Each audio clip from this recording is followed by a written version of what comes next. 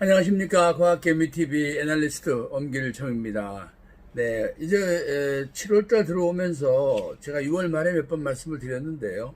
이 중국이 유럽이나 미국 주가 흐름에 이렇게 좀 동조하는 현상을 지금 보인다고 말씀을 드렸는데, 7월 초반 들어오니까 좀 더 확연하게 그런 모습을 보여줍니다. 다만 한 가지 좀 대조적인 것은 그 나스닥이 중국 주가가 오르니까 조금 주춤하는 현상은 초기지만 조금 한번 유념해서 보실 필요도 있겠다, 이제 그런 생각이 듭니다만은, 어쨌든 지금 뭐 독일, 프랑스, 영국 다 이번 주 들어서 시작을 1% 이상 강한 상승으로 출발을 했고, 오히려 나스닥 다우존스가 조금 유럽보다는 덜 오르는 측면이 있지만, 기본적으로는 뉴욕 다우존스가 이끌어가면서 이제 중국이나 독일, 프랑스, 영국, 뭐 당연히 우리하고 일본도 여기에서 선두 대열에 있습니다만은, 이렇게 전체적으로 제조주들, 또 선진국과 또 하나는 이제 중국이라는 그 공업국가의 어떤 이 대형 공업국가, 이런 그 생산국가들이 지금 움직이는 이런 현상을 이제 보여주고 있는데요. 제가 좀 조심스럽지만은 아마 썸머 랠리 조짐이 있는 게 아닌가, 이런 생각을 지금 시점에 조금 합니다. 썸머 랠리는 잘 아시죠? 네, 여름철에 주가가 좀 강하게 지속되는 것을 썸머 랠리라고 하는데, 원래 이론적으로는 이제 이 상반기에 실적이 좋아지게 되면 그 실적 발표를 계기로 해서 하반기에 대한 그 투자가 시작된다. 그래서 썸머랠리, 경기가 좋을 때 얘기입니다. 그러나 이제 지금처럼 이렇게 뭐 엄청난 이 인류 재앙이 와 있는 상태에서 썸머랠리가 가당한 일이냐라고 할 수 있겠습니다. 뭐 제가 봐도 그건 사실 자연스럽거나 온당한 일은 아닌 것 같은데, 주가는 이제 그렇게 나타나고 있습니다. 여러 정황으로 볼 때 이것도 특별한 상황이고 해서, 어쨌든 그 시기적인 어떤 특성과 연관해서도 한 번쯤은 지켜볼 만한 일이다, 이런 생각을 합니다만은, 이제 그런데 이 와중에서 굉장히 강하게 올라가는 주가들도 막 나타나기 시작을 합니다. 물론 이 앞에 그 비대면 상황에서 이 플랫폼이나 또는 원격 기술에 관련된 회사들, 또 연관된 그 글로벌 기업들의 주가가 올라가고 하는 것은 어떤 이런 직각으로 올라가는, 네. 우리 알프스에 가면 북벽이라고 있지 않습니까? 직각으로 암벽이 올라가는 이런 형태로까지는 오르지 않았죠. 그러나 비교적 이제 강한 그 오름세를 보였다는 점인데, 지금 보여지는 이 현상은 우리도 일부 비교적 무겁게 보였던 주가들 중에서 7월 초 6월 말부터 이렇게 강하게 급등하는 이런 모습을, 특히 그 제조 기술주에서 이걸 큰 회사 중에서도 보게 됩니다. 이 대목에 대해서 제가 오늘 한 말씀 좀 드리고 싶어서 이 화두를 꺼내고 있습니다. 원래 이제 노스페이스라는 단어는 아시겠습니다만, 이제 알프스의 그 가파른 암벽 봉우리들을 이제 말하지 않습니까? 우리가 번역하면 북벽 이렇게 이제 말하죠. 네, 그랑조라스 또는 아이거, 마터홀은 이것을 왜 알프스 3대 북벽이다 이렇게 얘기를 해서, 그 전문 암벽 산악인들한테는 꿈의 그 산이기도 하고 또 도전도 하시고 그렇습니다. 많은 사람들이 가보고 싶어 하죠. 네. 저도 이 중에 한 군데는 한번 올라가 본 적이 있습니다. 그런데 요즘 이제 인터넷을 이렇게 쳐서 북벽하고 노스페이스 이렇게 쳐보면은, 제가 설명한 이런 자연에 대한 설명은 전혀 보이지 않고, 어느 회사의 그 옷 상품만 잔뜩, 용품들하고 이런 것만 잔뜩 보이는 걸 보게 됩니다. 요새 인터넷이라고 하는 거, 또는 이런 정보 검색 기능이라고 하는 게, 정말 우리를 이 진정하게 깊이 있고 또 생각하는 사람의 세계에 두는지, 아니면 매일 우리 생각을 돈이나 쓰고 즐거움에 빠지는 이런 어떤 쾌락으로 끌고 가는 그런 회랑은 아닌지, 이런 생각이 잠깐 들 정도입니다만은, 이건 사족인데요. 아시겠지만 원래 이게 인터넷이라는 게 그 연구하는 사람들 또 뭐 학자들이 자기들끼리 연구 정보를 이렇게 돌아가면서 공유하기 위해서 만든 거 아니겠습니까? 원래 처음에 출발이. 한데 이것이 점점 이제 그 뭐 돈에 관심 있고 개발에 관심 있는 사람 손에 넘어가니까 이제는 매일 뭐 자제력이 약한 청소년들한테다가 게임을 만들어서 올리는 사람들, 또 소비에 약한 사람들한테 매일 물건을 팔게 하는 정보들, 또 기분이 약한 그 유권자한테 뭐 온갖 정치적 그 선동을 하는 사람들, 이런 사람들로 이게 무슨 좀 제가 봐서는 좀 진흙탕 같이 이렇게 본말이 전도된 게 인터넷 세계가 아닌가. 오늘 이 말씀을 드리려고 북벽을 찾다가 이런 소회가 들어서 한 말씀 드립니다만은, 그런 면에서 바라보면 아마 이제 인터넷 관련한 투자에도 좀 참고하시라고 드리는 말씀인데요. 갈수록 점점 이렇게 그 지금은 뭐 잘 발달하고 관심이 크다고 하는 이 SNS 사회관계망들이 어떤 사안에 대해서 진실성이나 또는 인간의 그 마음에 대해서 진정함하고 거리가 멀어지게 되면 결국 여기서 이들의 운명도, 이들의 문명의 운명도 멀리 못 간다는 거죠. 네. 그래서 결국 우리가 어느 날 정말 이렇게 그 인터넷이라든가 이런 사회관계망들이 그 신뢰와 진실을 놓치게 되면은 여기서 지금 뭐 매일 인터넷으로 물건을 주문하는 것 같고 매일 우리가 그 안에서 뭐 사람과 소통하는 것 같아 보이지만 시간이 한참 흐르고 나면 이들 역시 그 인류의 외면을 받게 될 거다. 이건 뭐 역사의 사필 규정입니다. 네. 뭐 이거 다른 얘기입니다만 예전에 여러분 길가에서 뭐 주간지라는 잡지 아시죠? 네. 온갖 그 선정과 폭로, 뭐 심한 경우는 지어내는 말, 이런 걸로 그렇게 가판대를 메우더니 지금 어디 보이십니까? 온데간데도 없지 않습니까? 그 정론하는 신문 정도나 지금 남아있게 되죠. 이것은 그 정보 미디어가 기술 발전에 따라서 뭐 사라지고 없어지고 이런 차원이 아니라, 결국 그 미디어가 인간의 신망과 그 세상의 진정함을 놓치게 되면 이렇게 사라져가는 것은 뭐 당연한 일이다. 이렇게 말씀드리겠습니다. 그래서 지금 뭐 팬데믹으로 인해 가지고 뭐 구글이다, 아마존이다, 페이스북이다, 뭐 이런 것들이 굉장히 그 시가총액도 커지고 더 각광을 받고 있지만은 앞으로 이들의 활동이 이런 인터넷이 가지고 있는 취약한 면들에 빠져가지고 인간의 진실성과 멀어지게 되면 이들 역시 미래도 뻔하다. 뭐 그런 말씀을 사적으로 한 말씀 더 드립니다. 시장을 이제 관찰하다 보면은 이 절벽을 올라가는 투자자들이 더러 있습니다. 소위 이제 급등주라고 하는 단기 급상승 주식을 찾는 사람들인데요. 뭐 제가 유튜브나 이런 것들을 봤더니 또 뭐 급등주를 찾아준다는 사람들도 있더라고요. 뭐 이리 연락하시라 하면서 전화번호도 있고 하던데, 그렇게 평생 급등주를 찾았으면 그분은 뭐 이렇게 열심히 전화번호까지 알리고 저래 광고비를 쓸까. 혼자 또 저도 명색이 이 시장에서 한 40년 분석가 생활을 하면서 그런 생각도 들었습니다만, 아무튼 우리가 이 주식 차트나 이런 곳을 보더라도 물론 급상승하는 주식 있습니다. 있지만은 결국 영원히 오르는 주식의 절벽은 없지요. 절벽은 반드시 끝이 있습니다. 네. 오히려 반대로 급등하면 반드시 급락한다는 거. 뭐 투자 그 격언 기억나시죠? 네. 산이 높으면 골이 깊다. 이건 뭐 철칙입니다.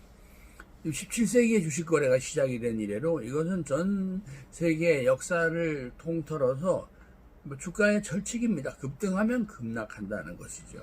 근데 이제 썸머레이를 하다 보면 급등주가 꽤 나옵니다. 네. 원래 주식 투자는 잘 아시겠지만은 이게 등반이 아니거든요. 네. 굳이 말하면은 주식 투자는 약간 완만한 트래킹 같은 겁니다. 트래킹. 우리가 200년이 넘도록 주식시장의 수익률을 이렇게 연구해 보면은요, 과거에 금리가 그렇게 높고 경제가 아주 뭐 활발할 때도 대체로 한 연 12% 이상의 수익률을 잘 주지 않습니다. 네, 뭐 천하의 대가라는 분들이 한 20% 정도 올리게 되면 대가라고 기록에 남거든요. 연율로. 그런데 이걸 뭐 한 달 만에 뭐 2배가 나오고 이런 걸 찾으시려고 한다면 그건 아예 안 되는 말씀인 거죠. 하지만 사람들이 점점 이렇게 주식시장을 원래는 이제 이게 기업들의 산업 자금을 조달하는 쪽으로 또 뭐 조금 더 나아가서는 어떤 이 부의 재분배 기능으로 이렇게 이제 좋은 뜻으로 만들어 놨는데 점점 투기장으로 이렇게 만들어 가고 있습니다. 그래서 원래 이게 주가 상승에는 이렇게 막 멋대로 오르고 그러는 게 아닙니다. 오래 경험 있는 분들은 아시겠지만은.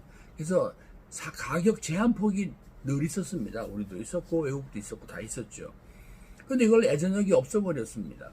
네. 우리나라만 해도 1990년대 초반까지는 하루에 5% 이상 오르지 못했습니다. 물론 내려갈 때도 5% 이상은 안 내려가죠. 이제 이론적으로는 그 가격 제한을 해놓으면 이 자율시장 가격이 만들어지지 않는다. 또 뭐 한때 이런 걸 주장하는 학자들이 있었죠. 뭐 마코이츠나 이런 분들이 그런 주장을 해서 효율적 시장에 대한 가설을 말했지만 그건 가설이죠. 어디까지나. 어쨌든 지금은 뭐 하루아침에 뭐 천당에 갔다가 지옥에 갔다가 할 정도로 제 멋대로 주가가 변동하도록 이렇게 만들어 놨습니다.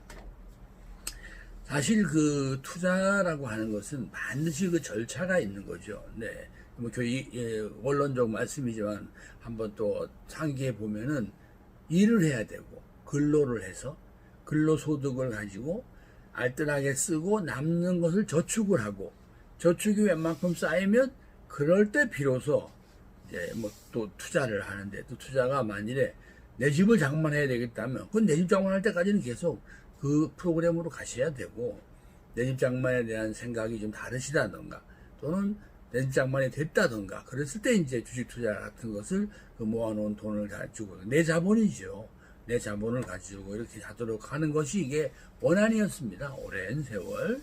한데 요즘 이래 보시면은 뭐 요새 무슨 스탁론이라고 주식 투자한다고 이 고리로 빌려주는 그런 광고들도 나오는 거 보시죠.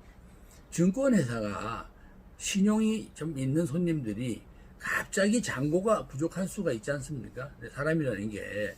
그럴 때 그 잔고를 며칠 대신 이렇게 대주는 것을 신용융자 제도라고 합니다.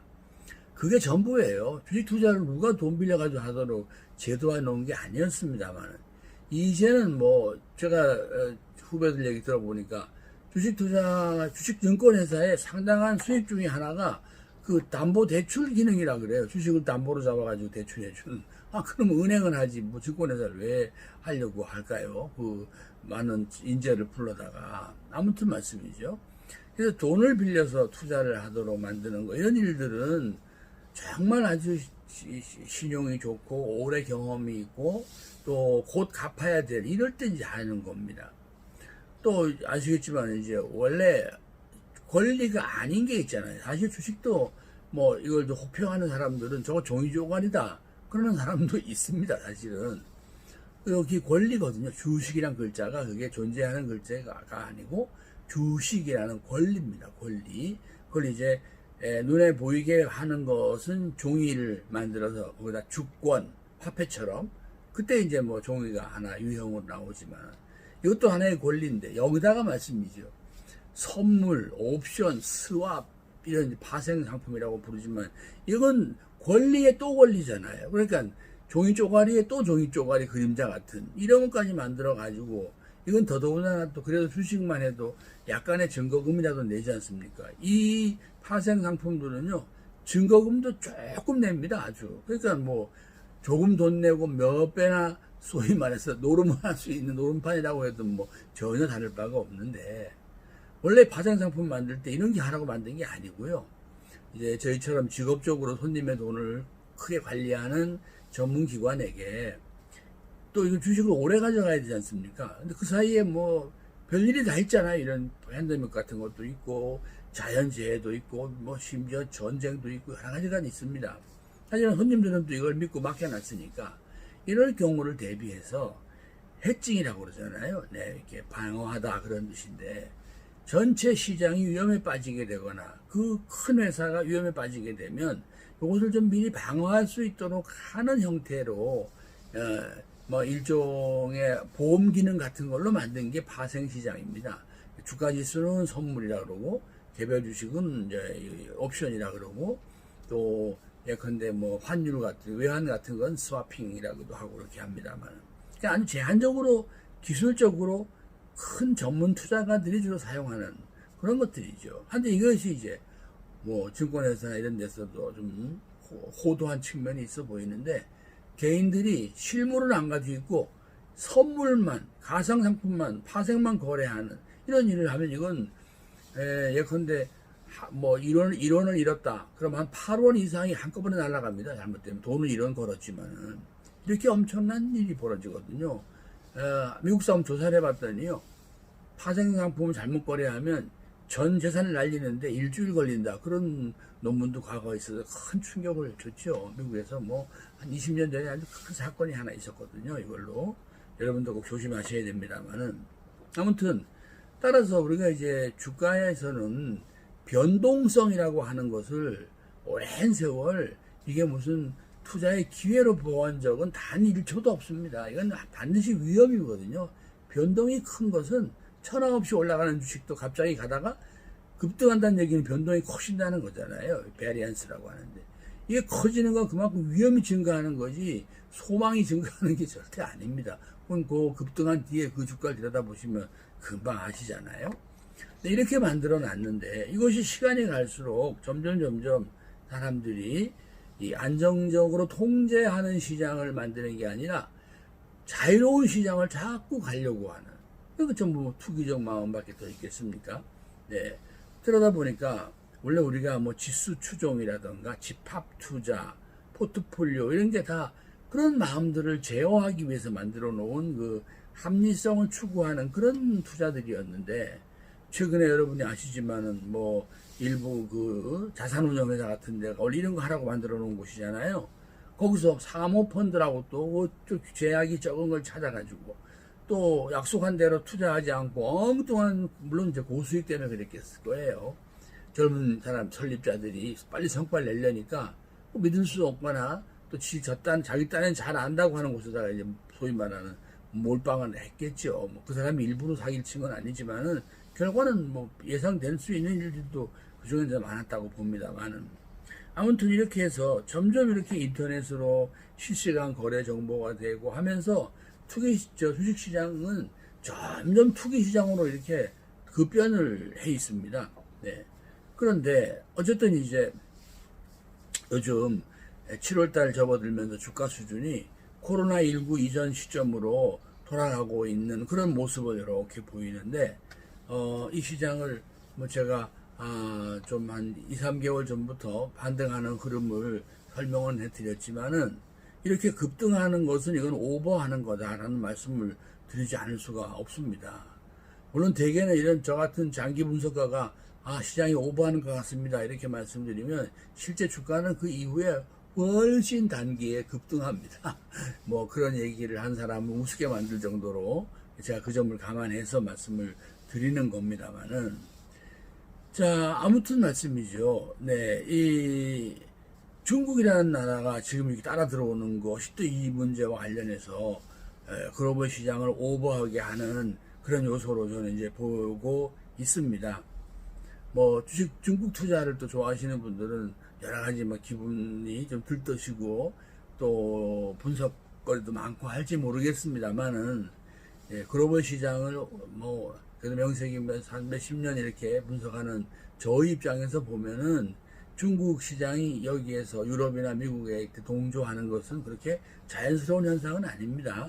뭐 지켜보시면 알겠지만 언젠가 이 흐름에서 떨어져 나가든지 아니면 미국이나 유럽이 좀 주춤하면서 혼자 뭐 얼마간 치고 나가다가 또 어떻게 독자적인 노선을 가든지 분명히 중국은 또 전체 동조화에서 떨어져 나갑니다만 지금은 이게 6월 말 7월 초에 같아지는 걸로 봐서는 잠깐 여름철 썸머 랠리를 만드는데 중국이 하나의 어떤 밑불 같은 역할을 할 가능성은 충분히 있어서 오늘 저 이런 말씀을 드립니다만은 자 그런데 이제 오버를 함에 있어가지고 예컨대 재생에너지라든가 뭐 5G라든가 소부장이라든가 이런 것은 마침 우리 대통령도 새로운 뉴딜로 이 팬데믹을 극복하기 위해서 이런 정책을 지원한다는 재료를 주기는 했으나 주식의 성격상 이 제조 기술을 가진 기업들이 단숨에 절벽으로 올라가는 이런 형태로 주가가 만들어지는 일은 거의 없습니다. 일반적으로는 어쩌다 뭐 한두 회사의 자산 매각이나 이런 특별한 이 재료가 있지 않는 한은 이게 광범위하게 전방위적으로 일정 시기에 동시에 이런 관련주들이 제조 관련주들이 절벽 타듯이 급등하는 이런 일들이 나온다고 한다면 이 가능성이 있기 때문에 이런 말씀을 드리는 겁니다. 또 소비주 같은 것도 같이 또 붙어서 제조주와 소비주가 급등하는 이런 일이 나타난다고 하면 예전에 2012년부터 2013년 사이에 중국 상해 종합주가 지수를 이렇게 지켜보시면 그때 이유를 아시게 되죠. 갑자기 팍 급등했다가 그러니까 한 2000 정도 있다가 상해 종합지수가 5000까지 올랐다가 그냥 폭락을 했죠. 그리고 지금까지 이러고 있습니다만은 아무튼 이 절벽을 타는 일들이 이것도 다른 얘기입니다만은 중국 투자자들이 조금 뭐 들으신 바도 있습니다. 우리보다 훨씬 더 투기적이다 그런 얘기는 아시죠? 바람이 붙으면 바람이 불러서 이게 열기가 붙으면 정말 급등합니다. 이거는 국제적인 관계와 관계없이 중국 내의 어떤 투자 문화 측면, 기술 측면에서 그런 게 있습니다만은 근데 제가 이제 이 과도한 행동이라고 말씀드리면서 드리는 말씀이고 어쩌면 이제 이번 여름에 과도한 주가 상승이 나올 수 있을 것 같아서 이 말씀을 제가 드리는 건데요. 사실 올해 들어서 제일 각광을 받았던 회사는 미국의 테슬라를 만든 창업주 일론 머스크라는 젊은 사업가를 만날 수 있죠. 이 사람은 사실 자기네 회사 주가가 너무 비싸다 이런 얘기를 여러 번 해와서 오히려 투자자들한테 볼멘 소리를 듣기도 하고 그랬습니다. 근데 이 사람 창업주는 우리 회사 주가가 너무 비싸다 이렇게 말하는데 시장에서는 이 회사 주가를 막 올려놔서 뭐 보신 것처럼 도요다보다도 시가총액이 많아졌습니다. 그런데 이 사람이 우리가 이제 신종 바이러스 문제로 막 이렇게 절망하고 있는 이 5월 30일 날 인류 최초로 자기네 회사가 개발한 상업용 민간 우주선을 쏘아 올려서 땅만 내려다보고 있던 우리한테 하늘을 쳐다보게 한 그런 사람입니다. 이 젊은 사업가가. 이 사람은 근데 예를 들어 테슬라 회사 주식을 산 사람은 하늘 안 쳐다보죠. 매일 그래프만 보고 앉아 있거나 눈앞에 있는 뭐 인터넷만 보고 있겠죠. 이 사람은 매일 젊어서부터 난 돈 벌면 돈 생기면 난 우주로 갈 거다 이런 꿈을 가지고 끝내 저렇게 시작을 했지 않습니까? 네, 그런 측면에서 바라보면 세상에는 나에게만 돌아오는 행운은 없습니다. 뭐 살아보셔서 아시지 않겠어요? 따라서 가파르게 오르는 주식은 절호의 돈 버는 기회가 아니라 지나고 나면 위험에 빠지기 쉬운 경우였다라는 것을 금방 알 수가 있죠. 이건 다른 얘기입니다만은 1980년대 초반에 삼성전자는 액면가보다 조금 더 비쌌습니다. 그러니까 액면가와 근처에 있었죠. 당시 제가 그 햇병아리 분석가로 일을 하고 있었는데 제가 이 회사를 한번 그 시절에 추천한 적이 있습니다. 제가 그 보고서에다가. 그랬다가 아주 주변으로부터 얼마나 많은 핀잔을 받았는지 몰라요. 뭐 이런 회사를 추천하느냐. 여러분 지금의 삼성전자가 우리나라 주식의 5분의 1 이상을 차지하는 이 현실하고 제가 햇병아리 분석가 때 이거 추천해서 그 당했던 그 핀잔과 이런 난처함을 생각하면 어떤 생각이 드십니까 지금? 제가 당시 이거 추천했을 무렵의 시장은요. 혹시 기억하시는지 모르겠어요. 4인방이라고 혹시 기억하십니까? 뭐 건설에서 4만 기업이 있고요. 또 나일론 만드는 회사 있으면 동양 나일론 지금 효성으로 이름이 바뀌었죠. 또 지금은 SK 이노베이션이라고 하는 유공이라는 회사가 있었고 지금 여전히 이름을 쓰지만 현대종합상사 이 4개 회사가 왠지 조를 만들어가지고 4인방 그랬었습니다. 이게 이제 그때 한참 혹시 유행가의 마두라 유전이라고 제7광구라는 노래 아시나요? 예, 그 무렵입니다. 뭐 이제 유가가 급등하고 난 뒤니까 우리도 유전 개발을 해야 되겠다. 이 4개 회사가 합동으로 컨소시엄으로 유전 개발을 한다. 뭐 이래서 이제 엄청난 주가가 올랐던 그 시절에 제가 액면가보다 조금 더 오른 삼성전자를 추천했다가 아주 큰 망신을 샀습니다.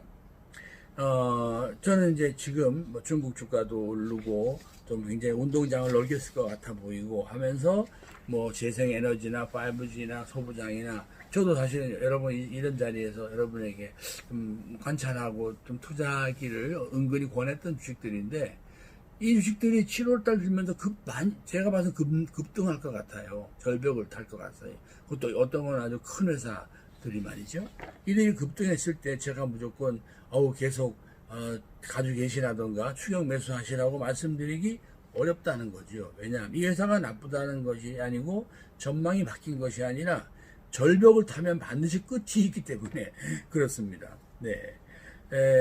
추사 김정희 선생이 예전에 그린 그림 세한도라고 아시죠? 세한도? 네. 낡은 초가지 반치에다가 고목나무 몇 그루가 있고 이런 소년이 쪼그리고 있는 그런 그림입니다. 저는 이 세한도 같은 회사를 찾아야 그게 나중에 집이 호박이 지붕에 봄이 되면 지붕에 이렇게 호박이 열리고 여름이 되면 또 나무에 피 나고 또 소년이 커서 청년이 되고 그런 것이다라는 것이죠. 네. 어찌 보면 1980년대 초반의 삼성전자도 이 추사 김정희 세한도 속에 있던 그런 주식이었습니다. 하지만 지금 이렇게 됐잖아요. 결국 누가 해낸 일일까요? 그건 여러분의 인생, 그걸 하신 분의 인생과 저 위대한 시간이 해낸 일이죠. 그래서 7월 초반에 물론 주가는 항상 등락이 있고 또 이런 저 같은 사람의 전망도 틀릴 수 있습니다. 그러나 아무래도 신제조 기술과 제조주, 에너지, 소재, 또는 약간의 비대면 관련 기업도 좀 포함되면서 아마 썸머랠리 조짐이 조금 있어 보입니다. 그리고 아주 뚜렷한 대표주들은 급등할 수도 있다는 점에서 만일에 급등한다고 하면 그 절벽은 아무리 빼어나도 멀리서 감상하는 게 제격이다. 또 가지고 계시다면 일단은 한번 좀 또 일정한 시점에서는 그 절벽에서 내려오시는 것도 좋겠다. 그런 생각을 합니다. 아무리 멀리 가고 장기적인 주가를 하더라도 중간에 절벽이 나타나면 반드시 클립이라고 하는 단해라고 아시죠? 네, 갑자기 내려가는 낭떠러지를 말합니다. 그런 단해가 있을 수 있거든요. 근데 지금 7월 전반부에 상반월 전에, 그러니까 15일 이전에 일부 대형 이 첨단 제조 기술주 중에 우리나라의 대표적인 주식들 중에 아마 급등하는 주식이 좀 나오지 않을까 이런 생각이 들어서 오늘 이런 말씀을 좀 드려봤습니다. 네, 비가 오고 있습니다. 네, 외출하시는 분들 네, 안전운전 했으면 좋겠습니다. 네, 오늘 아침 방송은 여기서 인사드리겠습니다. 지금까지 국민청지기 엄밀정액사 족보였습니다. 네, 오늘 하루도 여러분에게 뜻깊은 하루가 되었으면 좋겠습니다. 고맙습니다.